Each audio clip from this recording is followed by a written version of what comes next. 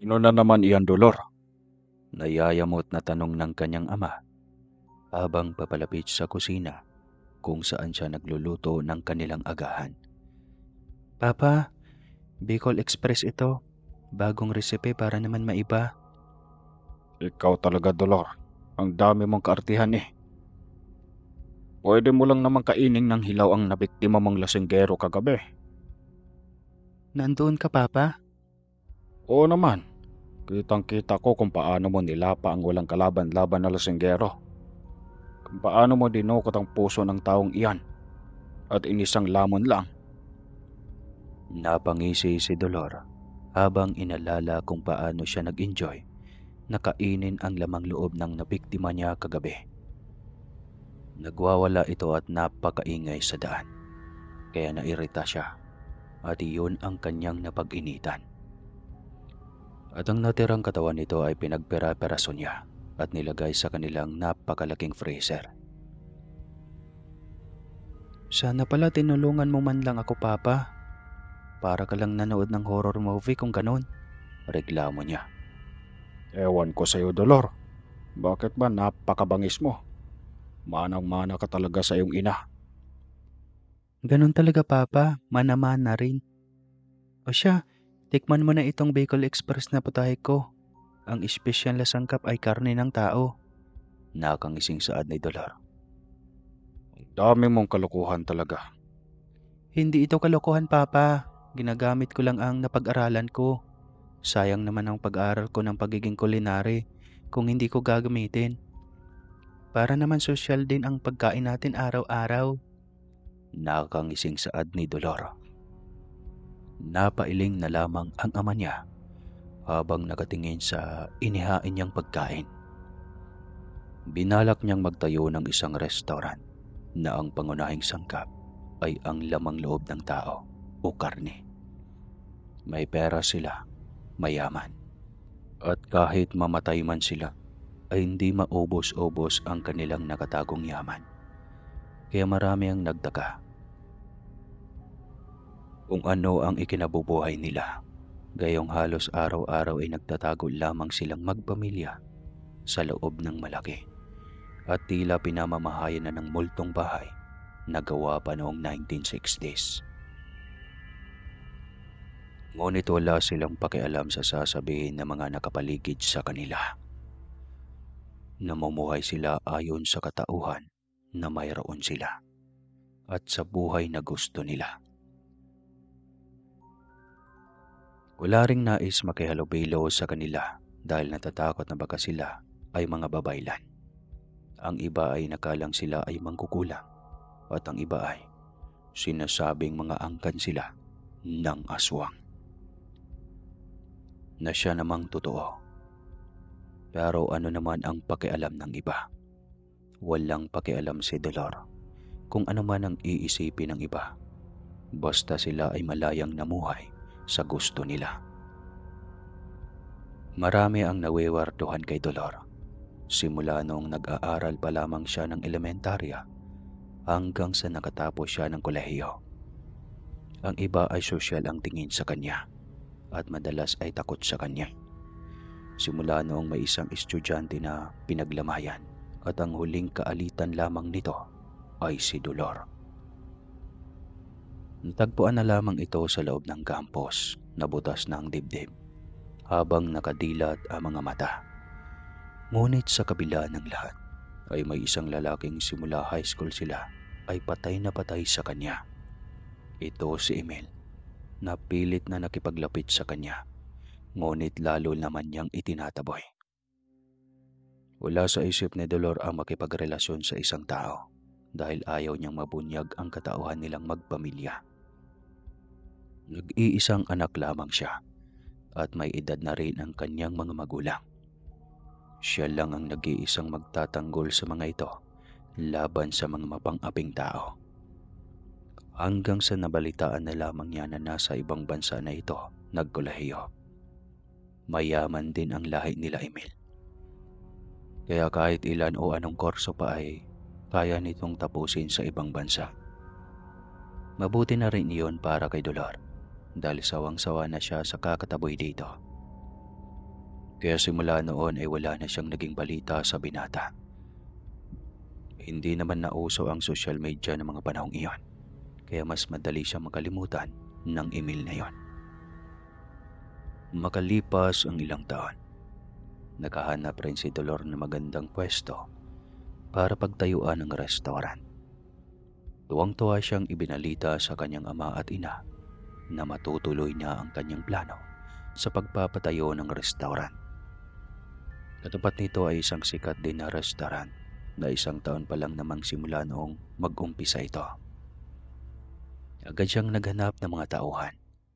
2 tauhan lang muna dahil kakaumpisa lamang niya. Ang mga ito ay bawal pumasok sa kanyang pinaglulutuan. Ang gawain lamang ng mga ito ay maghugas ng pinggan, maglinis ng paligid, at magsilbi sa kanilang mga parokyano. Off-limit ito sa kanyang paribadong lutuan dahil hindi pwedeng malaman ng mga ito ang kanyang sekretong sangkap sa lahat ng putahe. Iyon ay ang karne na sinasahog sa bawat putahe. Dahil iyon ay karning tao na kanyang mabibiktima sa tuwing aatake ang pagiging halimaw niya sa gabi. Sa unang araw ay iilan lang ang naging customer niya. Bawat customer na makakatikim ng mga luto niya ay napapabalik kinabukasan hanggang sa dumami ng dumami at halos mawala na ng customer ang katapat na restaurant. Sa pagtataka ng may-ari ng restaurant na katapat ay napasubaybay ito at inaabangan talaga nito ang paglabas ni Dolor. Nagulat ito nang makita ang dalaga. Maging si Dolor ay nagulat din dahil si Emil ang kanyang harapan. "Emil, paano mo nalaman na nandito ako? Teka lang, akala ko ba nasa ibang bansa ka?" Sunod-sunod na tanong niya rito. "Umuwi agad ako dito pagkatapos ko mag-aral ng pagiging culinary arts." "Talaga? Culinary din ang kurso mo?" Gulat na tanong ni Dolor kay Emil. "Oo, Dolor. Katunayan nga, akin iyang restaurant na nasa tapat mo. Bigla na lang naging matumal dahil sa restaurant na iyan. Kung saan ka lumabas. Masasarap din ba ang pagkain nila dyan?" Tanong nito.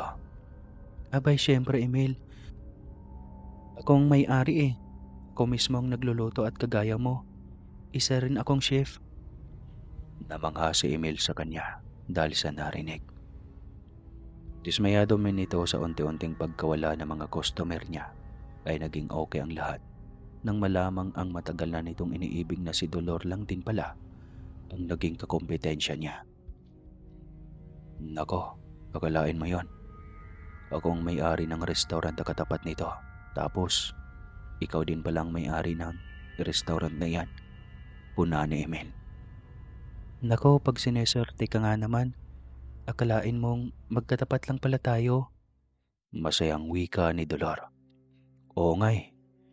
Baka pwedeng labas naman tayo paminsan-minsan, Dolor." Lakas loob na alok ng binata. Napangiti si Dolor habang tinitigan ang kaharap na binata. Halatang may gusto pa rin ito sa kanya. Sa paraan ng pagtitig nito na masyadong halata. "Nako, kung di ko lang alam na may gusto ka sa akin dati pa ano." Pambibisto ni Dolor dito. Agad namang pinamulahan ng mukha ang binata.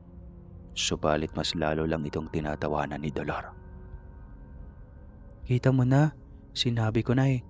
Hanggang ngayon mahal mo pa rin ako. Pero ayos lang din. Sige, sasama ako sa'yo." Hirit pa nito. "Talaga, Dolor?" "Oo naman, bakit hindi? Noon pa lang ay ang bait mo na sa akin at lagi mo akong pinagtatanggol sa mga nambubuli sa akin. Kaya bakit ko naman tatanggihan ngayon? Dati lang iyon na pinagtatabuyan kita kasi nga mga bata pa lang tayo noon. Panahon na para makabawi naman ako sa iyo." Wika pa nito.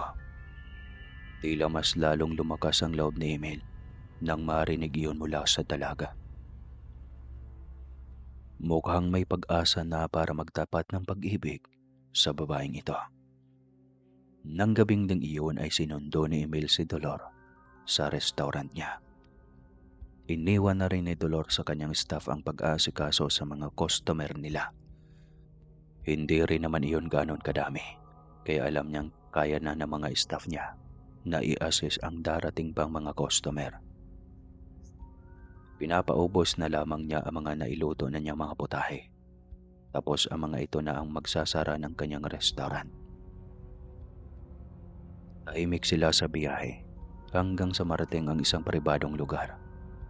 Hindi alam ni Emil kung paano manligaw dahil simula nung pumunta siya ng Amerika ay puro pag-aaral lamang ang kanyang ginawa. At nang makapagtapos ay umuwi din kaagad ng Pinas. Pareho silang tinatawag noon na werdo kasi siya ay may malaking salamin. Samantalang si Dolor naman ay sinasabing may lahi ng mga babaylan na siyang hindi naman pinapaniwalaan ni Emil. Hindi siya naniniwala sa mga babaylan. Sa mamahaling lugar mo pa talaga ako dinala ha? Una ng dalaga. Oo naman. Mahalaga ka sa akin kaya dapat sa mamahaling lugar na kita dadalhin. Sa bagay, ayoko rin naman sa mga pipitsuging lugar ano. Manlaligaw ka na rin lang doon pa sa mababang klase ng lugar. Hindi memorable iyon. Saad ni Dolor. Napatingin naman si Emil ng matagal sa mukha ng dalaga dahil sa sinabi nito. Oh, bakit? May reklamo ka ba? Mayaman ako't sosyal kaya ayoko ng mamarahing lugar. Prangka pa niya sa binata. Oo na. Alam ko naman na mayaman ka eh. Kaya nga dito kita dinala. Kasi alam kong ganitong tipo ng lugar ang gusto mo. Napangiti naman si Dolor. Ganitong lalaki ang nais niya. Yung dapat ay ini-spoil siya sa lahat ng gusto niya. At alam niyang kayang-kaya naman ni Emil. Dahil katulad niya ay mayaman din ang angka nito. Unti-unti ngang nakuha ng binata ang loob niya. Ngunit hindi pa rin niya pwedeng ipakita sa binata na may kaunti siyang paghanga rito dahil ayaw pa niyang tanggapin sa sarili na umibig siya, lalo at normal na tao lang ito, hindi kagaya ng kanyang angkan. Hindi siya sigurado kung may alam ito tungkol sa kanyang lahi, kaya hindi siya maging kampante sa espesyal na tingin na ipinupukol nito sa kanya. Baka pag mabisto nito ang kanyang katauhan, ay bigla na lang itong maglaho na parang bula. Anong nasa isip mo? Biglang tanong ni Emil nang makitang malalim ang kanyang pag-iisip. Napatingin siya dito at napabalik sa kanyang wisyo. Wala Emil. Salamat nga pala kasi ikaw lang ang nag-iisang lalaking naglakas loob na makipaglapit sa akin kahit ganito ako. Ngumiti lang ito. Wala itong salita. Gaya ng dati ay torpe pa rin at tila walang alam sa panliligaw. Kahit alam naman ni Dolor na ito ang balak ng binata, ngunit hinayaan na lamang niya ito.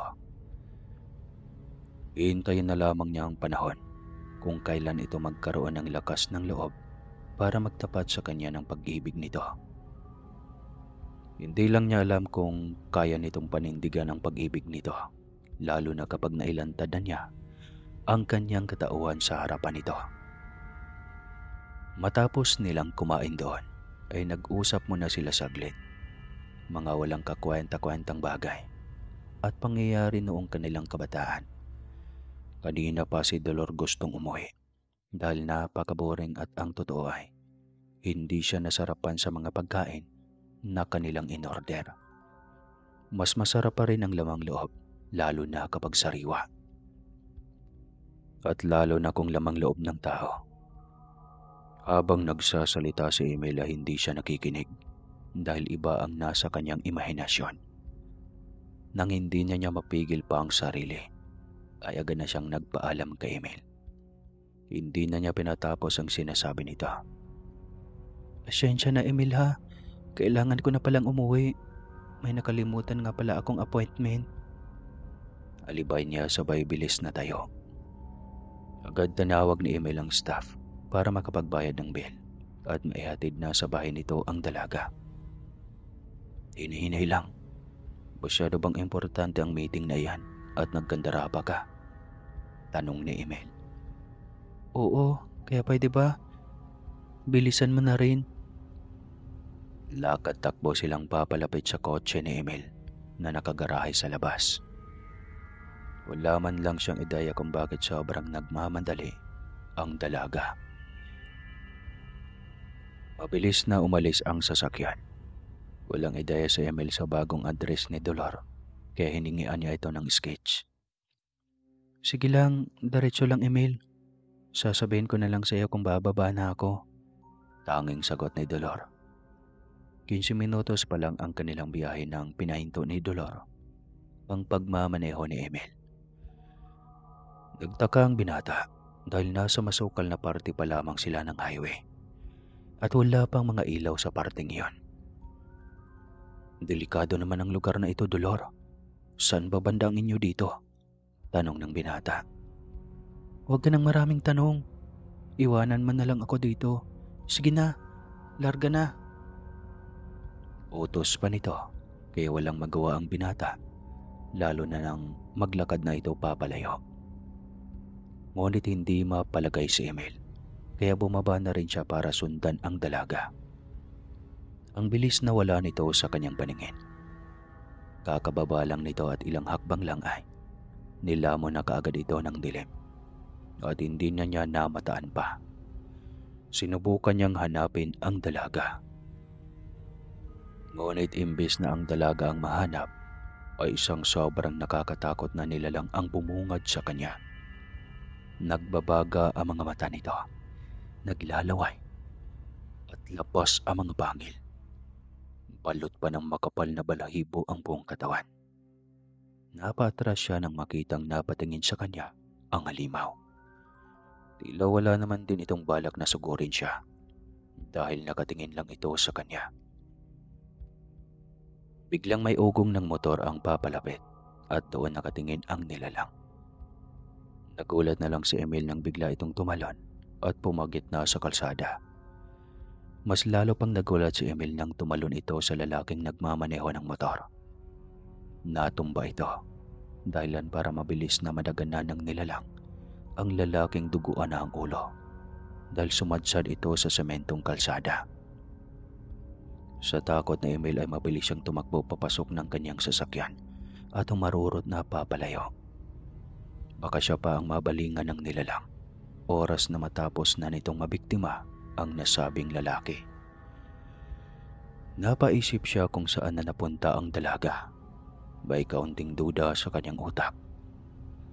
Paano kung si Dolor pala ang aswang? Habang nagmamaneho ay naalala pa niya kung paano lang siya titigan ng nilalang.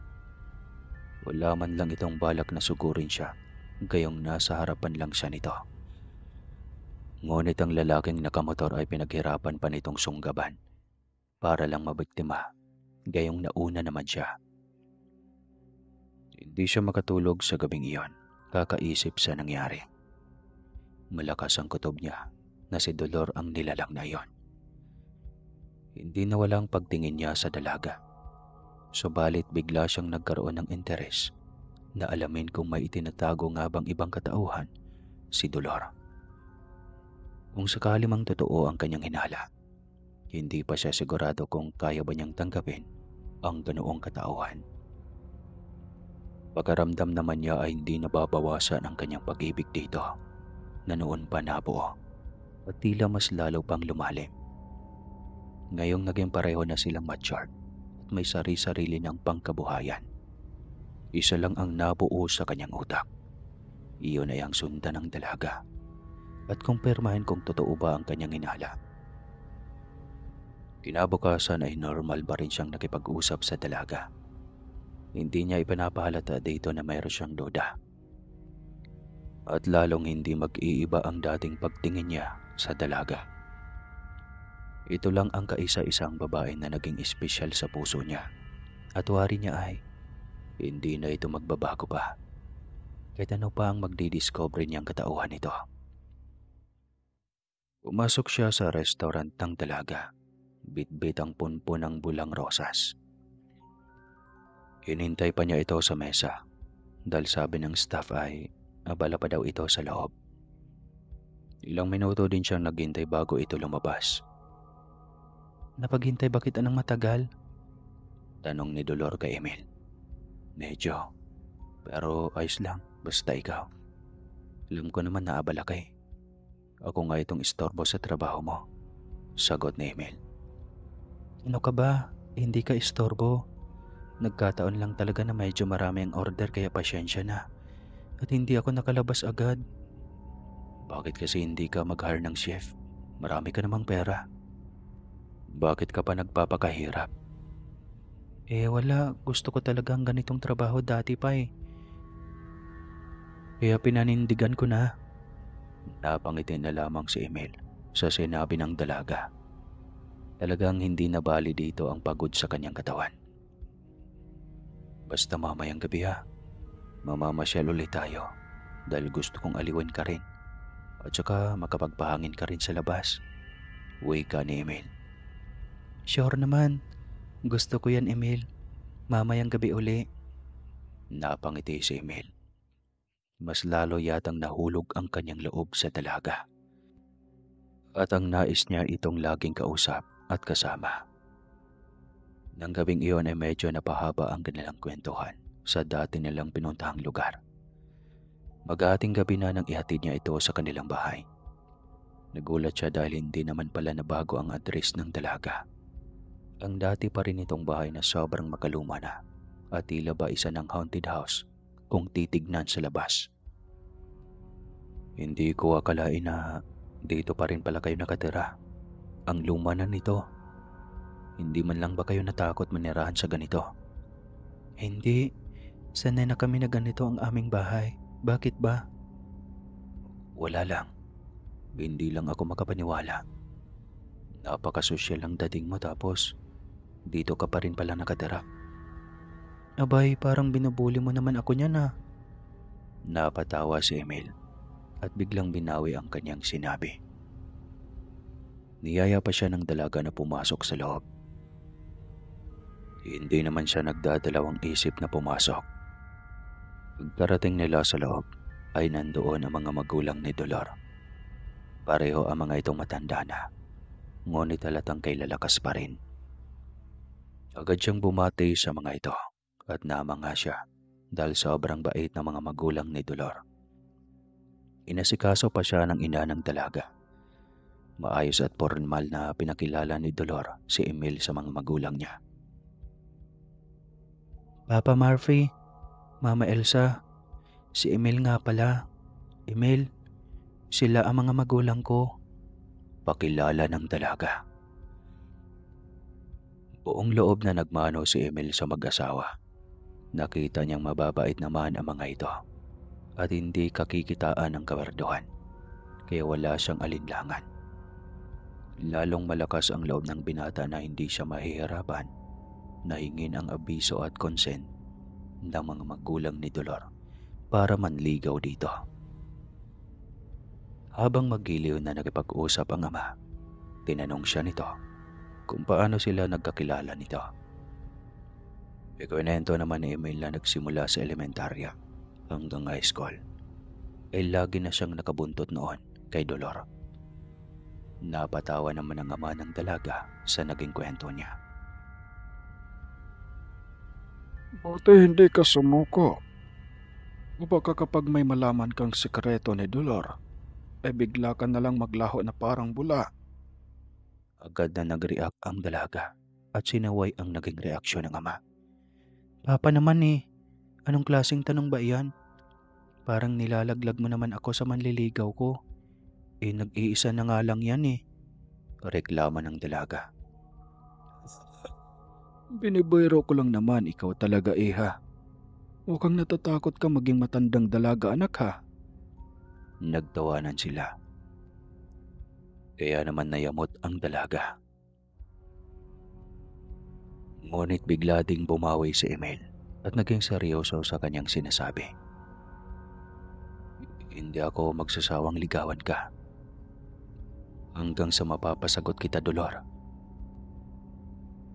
Wika nito. Biglang kiniliti ang dalaga. Maliwanag niyang narinig mula sa bibig nito na seryoso itong ligawan siya. Tila nawala rin sa utak ni Emil ang tungkol sa naging duda niya sa katauhan ng dalaga. Matapos ang mahabang pag-uusap ay nagpaalam na siyang umuwi na. Hindi naman siya pinigil ng tatlo, lalo na nang makitang lumalalim na ang gabi.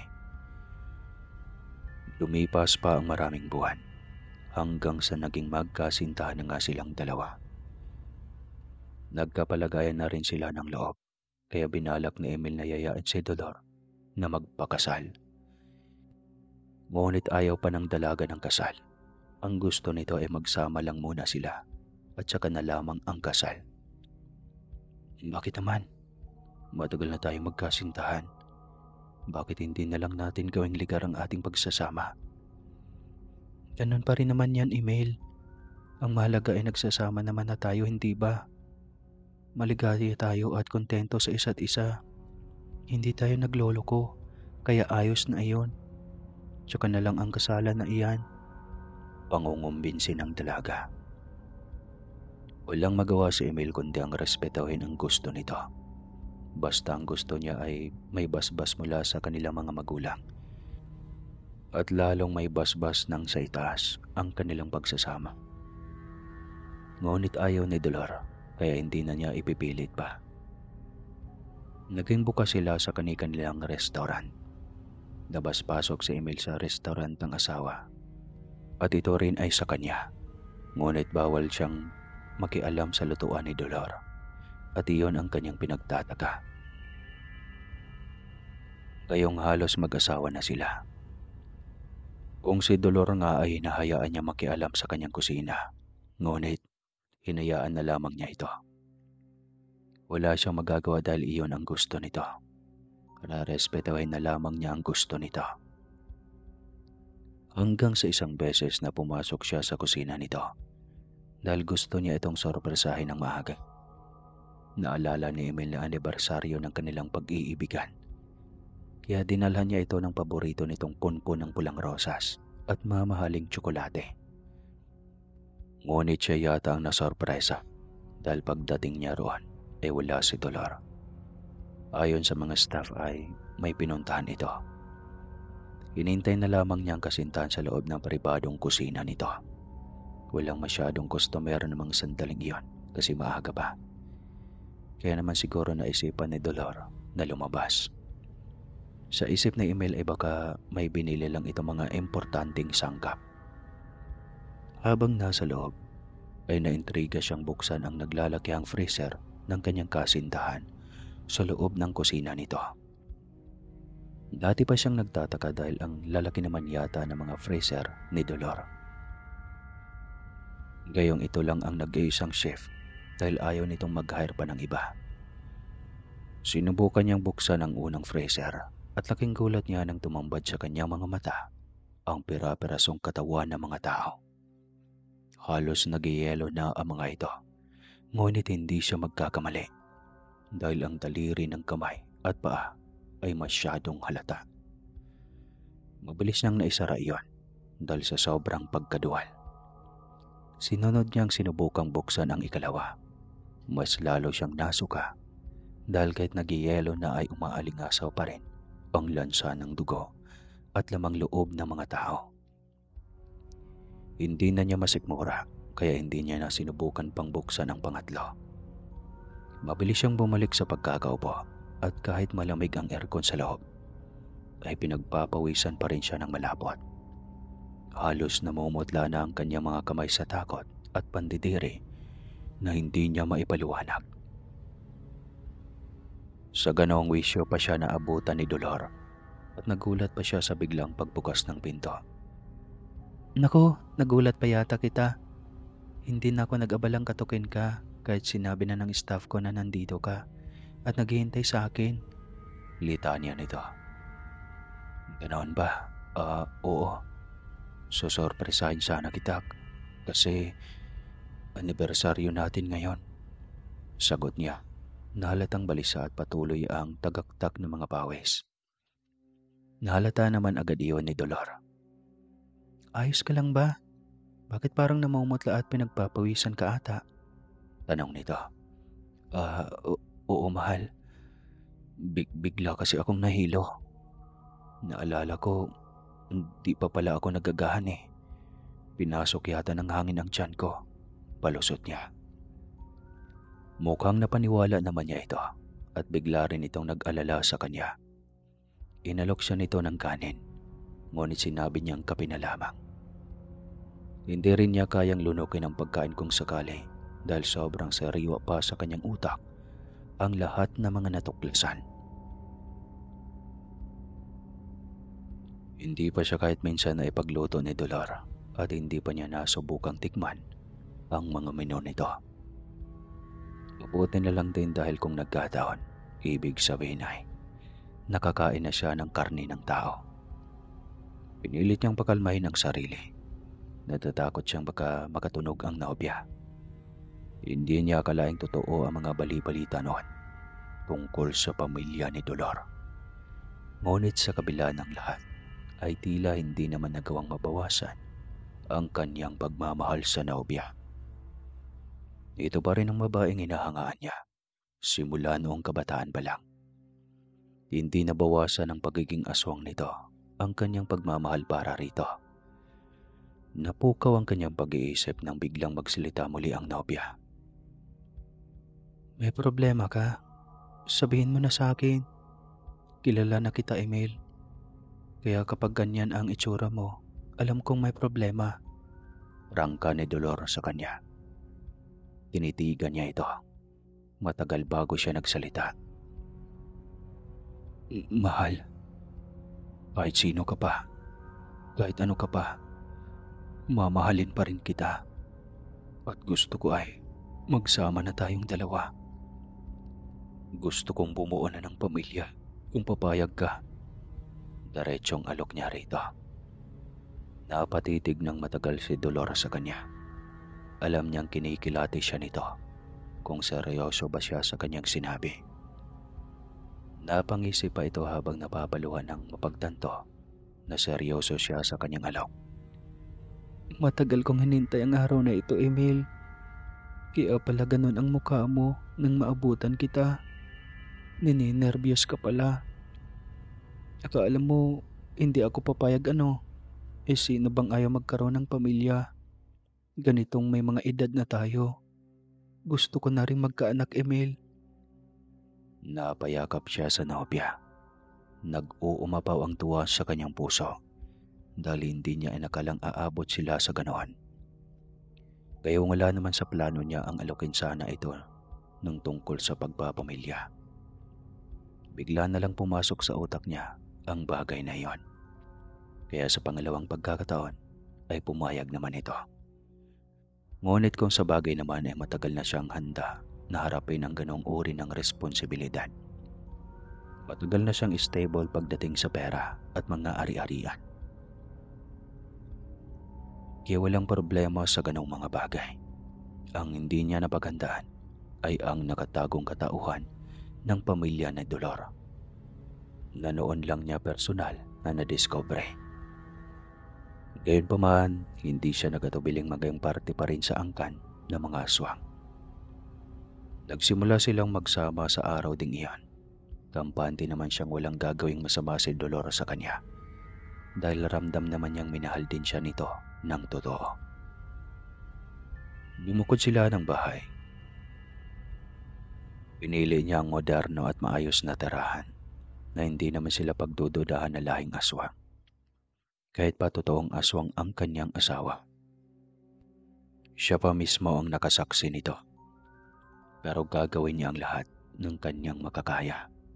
Maitago at maprotektahan lang ang katauhan nito.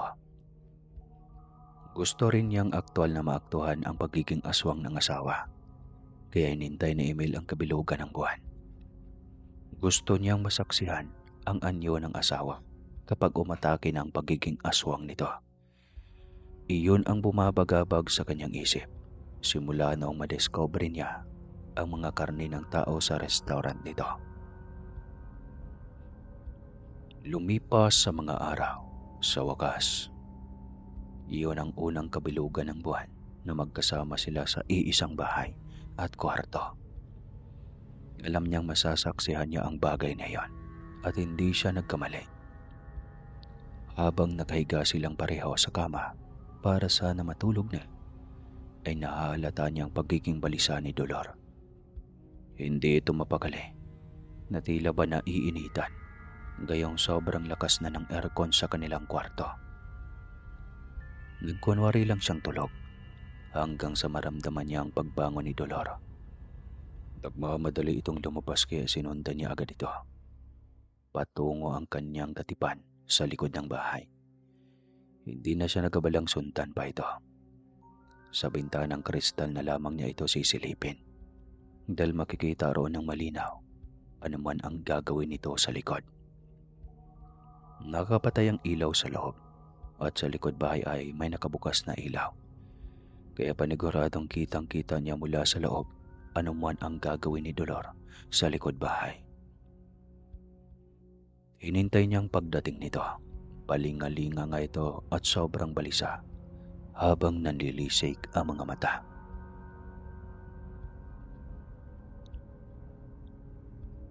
Nailing na lamang si Emil sa kakaibang aura ng kanyang asawa. Para itong asong ulol.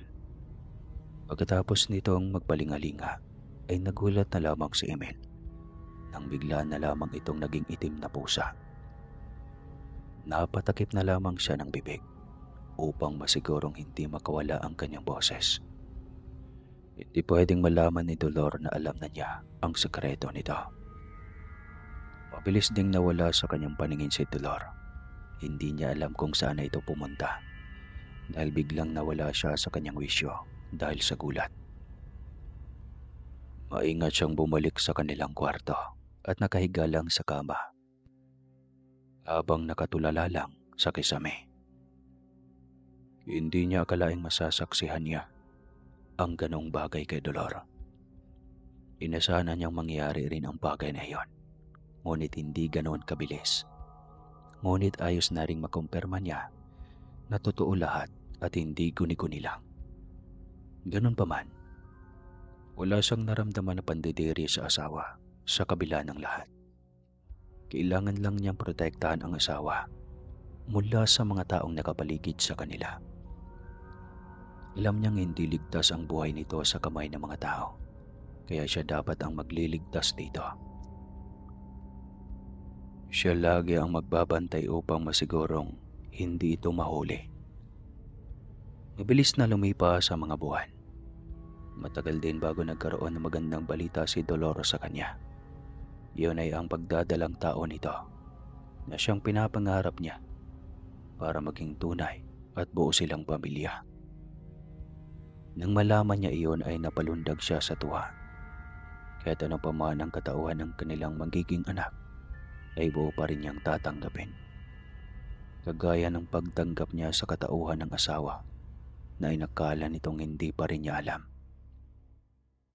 Hanggang sa isang gabi, pauwi si Emil. Galing sa kanilang restaurant ay namataan niya ang isang pusang itim na tila pinagpiestahan ng mga tanod sa gilid ng kalsada.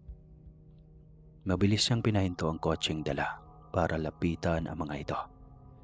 Agad niyang inawat ang isang tanod na akmang hahampasin ng batuta ang nananamlay ng pusa. "Hoy, teka lang, ano yan? Huwag mong saktan ang alaga ko," saway niya. Anong alaga? Aswang ito. Nahuli namin at atakayin sana ang buntes. Sabat ng isang tanod. "Hindi totoo yan. Wala kayong ebidensya. Bakit kinain ba niya ang buntis? Alam niyo bang pwede ko kayong ipakulong dahil sa ginawa niyong iyan? Akin na ang alaga ko." Tabang-tabangan pa niya. Agad niyang kinarga ang pusa. Sobrang bigat nito na malayong-malayo sa bigat ng ordinaryong pusa. Ngunit hindi siya nagpahalata. Kailangan niyang mailigtas ang asawa. Pagkarating sa bahay, ay agad niyang dinala sa kanilang kama ang pusang itim na alam niyang asawa niya. Hinintay niyang magbalik anyo ito at hindi pa nga siya nakaupo sa gilid nito nang bigla itong naging si Dolor. Emil, sambit nito. Kamuntikan ka na, mahal. Bakit di ka nag-ingat? Tanong niya. Alam mo ang tungkol sa akin? Tanong ng babae. Oo, alam ko, mahal. Matagal na. Hindi pa man tayo nagsama sa isang bubong. Alam ko ng aswang ka. Pero wala akong pakialam dahil mahal kita. Ikaw lang ang pangarap ko magkasama noon pa, mahal ko. Kahit mataray ka, kahit sosyal ka, kahit aswang ka pa, mamahalin pa rin kita hanggang wakas. Naiyak si Dolor sa naging pagtatapat ni Emil. Hindi nito akalaing ganon kalaki ang pagmamahal ni Emil. Ang swerte kong aswang dahil binigyan pa ako ng isang lalaking magmamahal sa akin ng tapat. Salamat, Emil. Hayaan mo dahil gagawin ko ang lahat upang maging dapat akong asawa para sa iyo. Mamahalin pa kita higit sa pagmamahal na ibinigay at pinaparamdam mo sa akin. Napayakap si Emil ng mahigpit dito. Ano man ang mangyari ay hindi niya pababayaan at susukuan ang asawa. Hindi ang pagiging aswang nito ang siyang magbibigay balakid sa pangarap nilang pagbuo ng isang masayang pamilya. Nakakaingit, no? Wakas.